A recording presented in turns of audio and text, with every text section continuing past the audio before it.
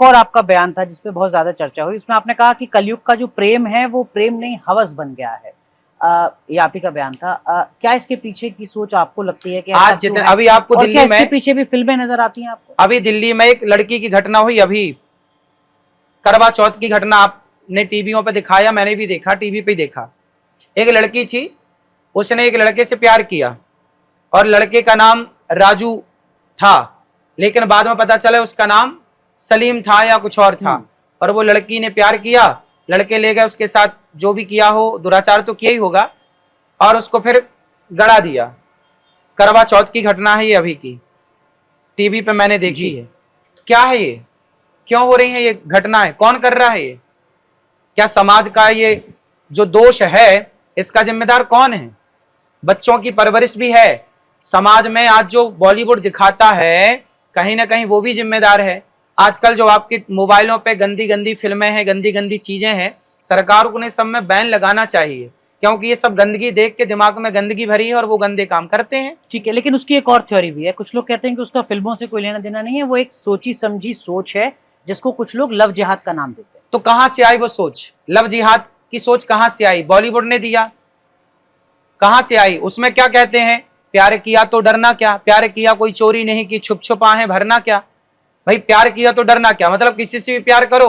और बॉलीवुड क्या सिखाता, कोई भी लड़की मिल जाए प्यार कर लो, प्यार की जाति नहीं होती, प्यार का मजहब नहीं होता, प्यार का पंथ नहीं होता है, सब सिखाया जाता है। प्यार की जाति, प्यार का मजहब होना चाहिए। किया तो था उस लड़की ने प्यार, करवा चौथ के दिन क्यों मार दिया? फिर किया तो था लड़कियों ने प्यार, फिर क्यों टुकड़े कर दिए? 35 दिल्ली की घटना आप तो न्यूज वाले सब जानते हैं। तो क्या ये सिर्फ मजहब के डिफरेंशिएशन होते हैं तभी होता है? भाई प्यार क्या अन्य परिवारों में नहीं होता है जो सिर्फ एक ही समाज से आते हैं? प्यार माँ बाप से कर लो और जहां विवाह हो वहां करो, सबसे प्यार क्यों बांटना है?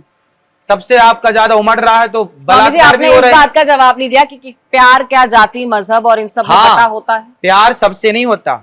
प्यार किससे होना चाहिए? क्या आप क्या राम का प्यार रावण जैसी विचारधारा से हो सकता है? राम का प्यार रावण जैसी विचारधारा से नहीं हो सकता। यदि हो सकता तो राम मारते क्यों? बिल्कुल। एक और प्यार तो मनुष्य से करता है और मनुष्य का जाति धर्म भगवान तो डिसाइड नहीं करता है। फिर टुकड़े क्यों होते हैं लड़कियों के? जब प्यार किया था तो फिर प्यार का आधार जाति नहीं होना चाहिए? प्यार का आधार जाति तो नहीं होना चाहिए, या कोई डिफरेंशिएशन तो नहीं होना चाहिए? भाई हमारे यहाँ विधान है कि आपका विवाह कहाँ हो कहाँ ना हो, इस पर विचार करते हैं ना बुजुर्ग लोग। तो कहाँ विवाह हो कहाँ ना हो, वही तो है कि कहाँ प्यार हो कहाँ प्यार ना हो, वही तो विचार है। इसी से जुड़ा आपका एक और बयान था जिसमें आपने कहा कि दलितों और अंतर जातीय जो विवाह है वो नहीं होना चाहिए। आपने उसको लेकर एक ना ऐसा नहीं बोला, आप उल्टा बोल रहे हैं। करेक्ट कर दीजिएगा, आपने कुछ शेर वेर को लेकर कुछ दलील दी थी, आपने क्या वो बयान था? प्रश्न ही गलत किया है। पहले तो ऐसी दलित और जातवाद को मैं बिल्कुल बढ़ावा इस तरह से मैं नहीं मानता। देखिए गौरी गोपाल में सब माताएं हैं, ठीक बात, हमने देखा, और सब जातियों की माएं हैं, मैं सबके पांव दबाता हूँ, ब्राह्मण क्षत्रिय वैश्य शूद्र, और यहाँ रसोई चलती है, सबके लिए दरवाजे खुले हैं, मैं कोई जातवाद। फिर क्या था वो बयान एग्जैक्टली?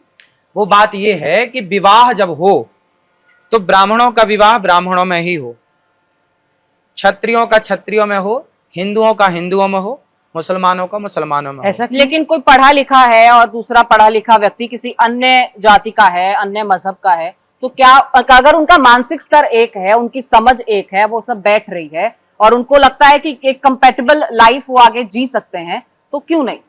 शास्त्र कहते हैं कि जो संतान होगी फिर आपकी, वो वर्ण संकरी कहलाएगी। मतलब क्या होता है इसका वर्ण संकरी का? जैसे आप हिंदू हैं और आपने किसी मुस्लिम से विवाह कर लिया, तो जो संतान होगी वो वर्ण संकरी कहलाएगी। उस वर्ण संकरी संतान से आपके पितर पानी ग्रहण नहीं करते, ऐसा प्रमाण है।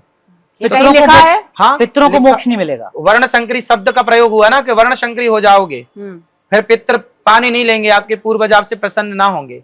इसलिए सब चीजें देख के कार्य करना चाहिए। चीज मुझे बताइए, ये हनीमून जाने वाले जो युवा हैं वो आपको पसंद क्यों नहीं है?